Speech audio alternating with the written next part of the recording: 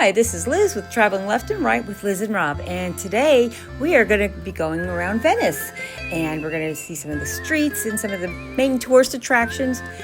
We're going to take a boat ride to Murano. This is where they make the Murano glass, the only place in the world that makes it, and we'll check out some of the glass they make.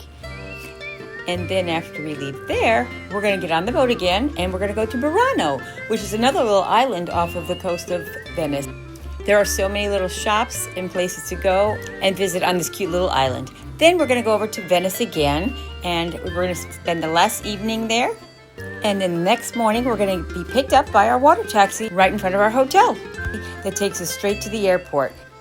If you ever have the opportunity to get on one of those water taxis, arrive in style at the airport, you won't regret it. If you haven't already, please be sure to subscribe to my channel and give it a like if you see something that you like, and feel free to leave some comments. Venice, Murano, and Burano. Let's check them out.